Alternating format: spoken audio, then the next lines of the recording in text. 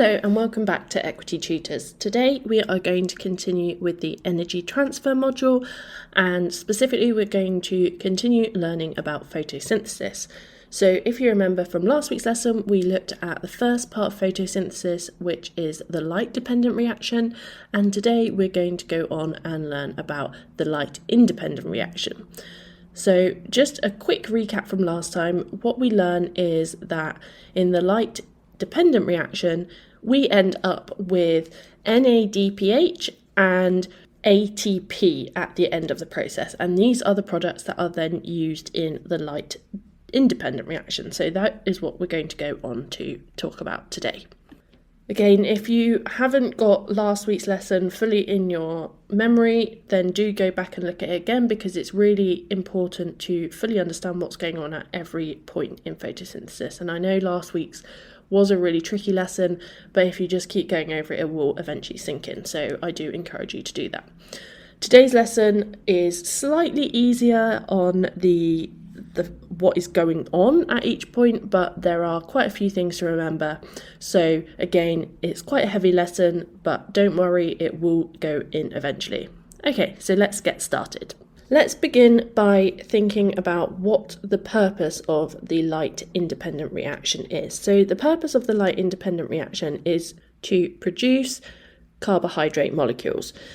So again, if you don't know what carbohydrates are, go all the way back to the first module in AS level and you can watch the videos and understand what's going on there. But yes, the point of the light independent reaction is to produce carbohydrates, and these can be in a few different forms. They could be starch, they could be cellulose, or they could also be sucrose. Again, the function of each of these sugar molecules you can find in the biological molecules module.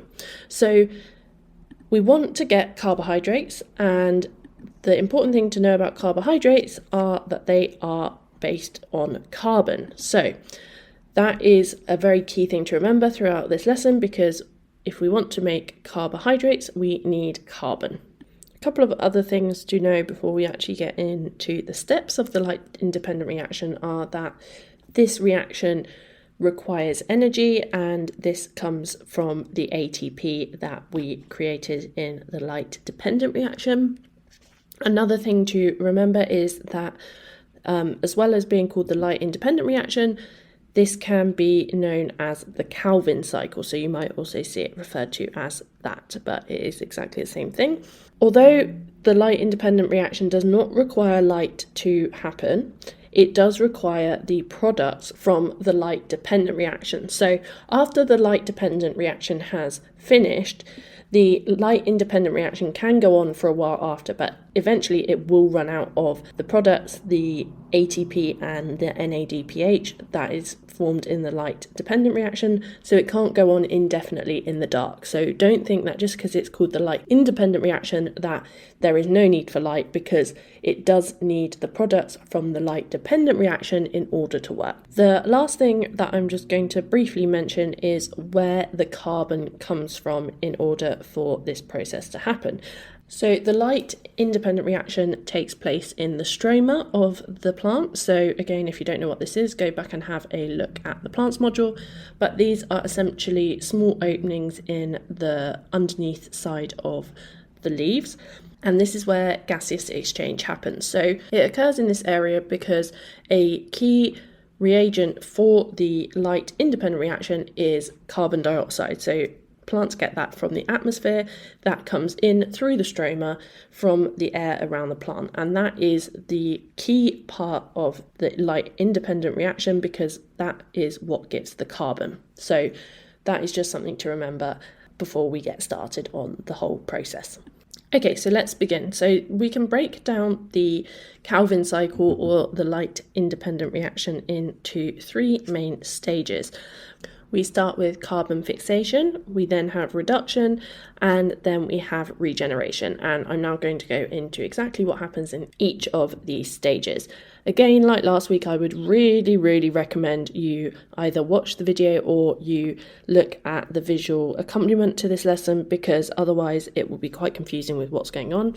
It is a cycle, so remember everything happens in an order and then it begins again. So we have carbon fixation, reduction, and regeneration, then carbon fixation, reduction, regeneration again, and this continues.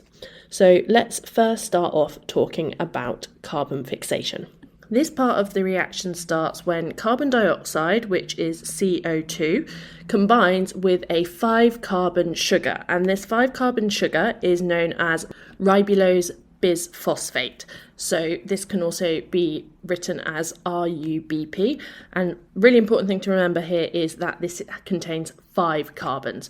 At each point in the Calvin cycle, you need to know how many carbons are in the molecules that you're talking about. So the first step is that carbon dioxide, which has 1 carbon, combines with the 5-carbon sugar, which is called ribulose bisphosphate, and this joining is catalyzed by an enzyme called rubisco, or ribulose bisphosphate carboxylase. So you can just remember rubisco, and that is the enzyme that joins the carbon from the CO2 to the ribulose bisphosphate. So this produces a 6-carbon compound, and so we start with the 5-carbon compound and we add in the carbon from the CO2, so then we get a 6-carbon compound. And this is extremely unstable, so this immediately breaks down into 2 molecules that each contain 3 carbons. So this is known as glycerate 3-phosphate, or GP. So there's 2 of these molecules and each one has 3 carbons. So in total we've got 6 carbons, but they're in 2 separate molecules. So we call this carbon fixation because the plant is taking the carbon dioxide out of the atmosphere and it is making it part of the cell. So this is the end of the carbon fixation step. So we start with the carbon dioxide, which joins with the 5-carbon ribulose bisphosphate, and by the end we have 2 3-carbon molecules which are called glycerate 3-phosphate, and that is now what goes into the next step of the light independent reaction. So as I said at the beginning of the lesson, the next stage of the light independent reaction is reduction. So at this point, the glycerate 3-phosphate, which was produced in the carbon fixation step, gets modified. This is where the products of the light dependent reaction come in. So we have ATP and NADPH, which come from the light dependent reaction. And at this stage of the light independent reaction, the glycerate 3-phosphate will gain a phosphate group from the ATP, which then forms ADP again, and it also gets reduced by the NADPH, so that NADPH turns back into NADP, so these 2 things can go back into the light dependent reaction, and this results in a product called triose phosphate, or TP. And it's important to remember here that we have 2 of these. So we start with 2 glycerate 3-phosphates. They combine with 2 ATPs and 2 NADPHs, and that gives us 2 triose phosphates at the end. So the triose phosphates are a 3-carbon product. So they've got 3 carbons and a phosphate group, and this is the thing that actually gives the carbohydrates to the plant at this point. So I'm now going to go into exactly how that happens. So as I said before, we have the 2 molecules of glycerate 3-phosphate. They get reduced and change into 2 triose phosphate, and you have again 2 of these molecules, so 2 lots of triose phosphate. The triose phosphate has 3 carbons in it. So for every 6 of these that are made, so for every 6 triose phosphates that are made, So that means the cycle must have happened 3 times, because in each cycle you get 2 molecules. So for every 6 you get, 1 of them leaves the cycle. So on the 3rd round of the cycle, 1 of these triose phosphates will leave the cycle and go on to other things in the plant. I'll talk about a little bit more about that in a minute. But then the remaining 5 will carry on into the rest of the cycle and start the process again. So that is what we count as the reduction of the glycerate 3-phosphate. And the next step that is in the process is the regeneration of ribulose bisphosphate, which we need to start the reaction again. I know that sounds quite confusing, so do go and look at the diagram so that can make a little bit more sense to you. So now we're going to go on to the regeneration of ribulose bisphosphate. This is the last step in the Calvin cycle, so we are nearly done. So 1/6 of the triose phosphate molecules that are produced leave the cycle, as I just said, but the other 5 out of the 6 continue on, and they are used to regenerate the ribulose bisphosphate. So this process requires ATP. So ATP donates one of its phosphate groups, and it makes a 5-carbon molecule, which is called ribulose bisphosphate. So this contains 5 carbons with 2 phosphate groups, and then this is what we talked about at the beginning of the cycle. So this then goes on, combines with a carbon from CO2 under the action of rubisco, which is the enzyme that catalyzes this reaction, and this then forms that unstable intermediate, which then breaks down into the 2 glycerate 3-phosphate molecules. I know this is a lot that's going on, so don't worry if this isn't making sense straight away. Just keep looking at the diagrams and eventually it will sink in. So the really important thing to know is that we have 1 molecule of CO2 coming in at the top.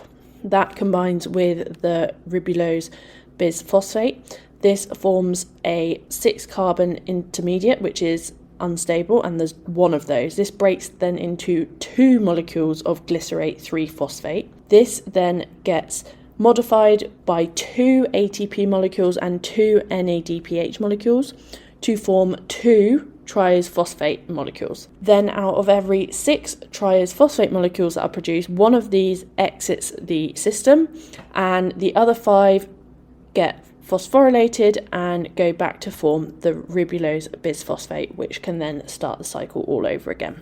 So then the 1 molecule of triose phosphate that leaves the cycle goes on and can form hexose sugars, lipids and amino acids within the plant. So that is what the point of this reaction is. It's to make these glucose molecules and other molecules that are necessary for the plant to grow and to survive. So the triose phosphates can form hexose phosphates, which can then go on to produce starch, sucrose or cellulose. And again, we spoke about those structures in the biological molecules module. And they can also go on to make lipids for cell membranes and amino acids, which are used in protein synthesis. So these carbon molecules are produced by the Calvin cycle, can be used for a lot of different things in the plant. Okay, so now that we've covered all the stages of photosynthesis, we're now going to talk about some factors that can limit photosynthesis. So as you know, any reaction can have limiting factors, and these are often common between any reaction that's happening. So some of them you will already know. So as we said, the plant needs photosynthetic pigments to be able to undergo photosynthesis, because those are needed during the light dependent reaction. They also need carbon dioxide for the light independent reaction. They need water for the light dependent reaction, and they also need light, obviously. So if there is a shortage of any of these, then photosynthesis won't be occurring at its optimal rate. We also need a suitable temperature. And this is the thing that's common between all reactions, if the temperature is too cold, then the reaction can't happen because there's not enough energy for it to occur. So generally in plants, in their environment, the things that mainly limit their rate of photosynthesis is the intensity of the light, the amount of carbon dioxide they can access and also the temperature. So in an exam, if you're asked what are the limiting factors for photosynthesis, it would be light intensity, carbon dioxide concentration, or temperature. Water does also affect it, but it actually has a massive effect on other processes in the plant, more than it would on photosynthesis. So if the plant didn't have enough water, it would be having much bigger problems than not being able to undergo photosynthesis. So don't mention that one. An important thing that you're going to need to be able to do in your exams is to interpret graphs that are showing these different things and say what is happening to the rate of photosynthesis. Let's just go through each one and talk about how this affects the rate of photosynthesis and also have a look at some examples of graphs. So, for example, light intensity. So even if the other two factors, so temperature and carbon dioxide, are good, if the light intensity is low, then the rate of the light-dependent reaction will be slower. So there'll be less of the NADPH and ATP provided to the light-independent reaction. So that means that there will be a slower rate of photosynthesis. So the higher the light, the greater the rate of photosynthesis, up to a point. It won't keep increasing forever, and that applies with all of these things because at some point the other factors will begin to limit. So at this point, maybe the temperature is not high enough, or that maybe there's not enough CO2 to keep up with that amount of light intensity. So again, with the carbon dioxide, if there isn't enough carbon dioxide, then the light independent stage of the reaction can't occur, and therefore the photosynthesis is happening at a slower rate. Again, if we increase carbon dioxide concentration, the rate of photosynthesis increases up to a point, and the main reasons that it would stop becoming the limiting factor is maybe that there's not enough light or that the temperature is too low. And then finally, when we look at temperature, because the reactions that are part of photosynthesis rely on enzymes, these can only actually work in certain temperatures and they perform best at certain temperatures. So if the temperature is too low, then the reaction will be too slow and it will not be very effective. But if the temperature is too high, then we will get denaturing of these enzymes, and that means that the reaction will not be occurring so quickly. So the main effect that we see with temperature is on the light independent reaction, because that is where these enzymes are mainly used. So think of the ribulose at this point. So the optimal temperature for photosynthesis varies between different plants as well. So do remember that not every plant wants the same conditions. And the higher the temperature to a point, the greater the rate of photosynthesis. But if the temperature is exceeded, then you will get a steep reduction in the rate of photosynthesis because the enzymes will not be working.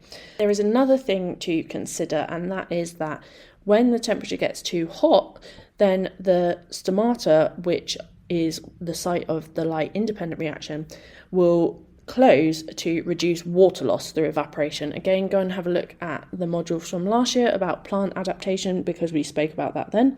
So at that point, if the stomata are closed, then carbon dioxide can't enter and therefore the light independent reaction can't occur. So if it gets too hot, you also have other changes in the plants that can also reduce the rate of photosynthesis. So by optimizing the rate of photosynthesis, farmers can increase their crop yield. So they can do things like increase the amount of light that the plants have, supply them with more water, keep the temperature correct for optimized photosynthesis, and they can also make sure the CO2 concentration is good for the plant. So making all of these changes can really help the farmer to get the most out of his crops.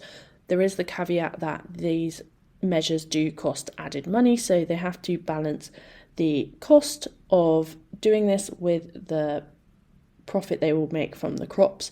And also there is an environmental impact to this. So if the farmer is using electricity to, control all these factors and to provide the light, then that is going to have an impact on the environment as well. So just to mention the graphs, with the light intensity and the CO2 concentration, what you will see is this upward slanting line from 0, which shows that the higher the carbon dioxide, the greater the rate of photosynthesis.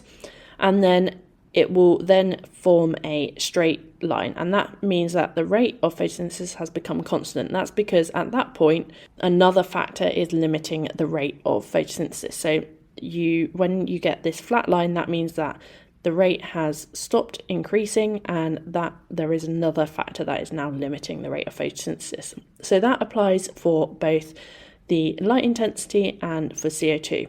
However, with the temperature, we get an upward slope, and then we don't get this levelling off. We actually get a sharp then downward curve, which goes back to zero. So at the peak where it changes from going up to down, that's the optimal temperature, and then after that, that is when you get the denaturing of the enzymes, and so therefore the rate is then decreasing and going back down towards zero. The final thing we're going to cover today is how we measure the rate of photosynthesis. So you should cover this in your classes and actually do these practicals, but I'm going to go over it because they can ask you this in the exam.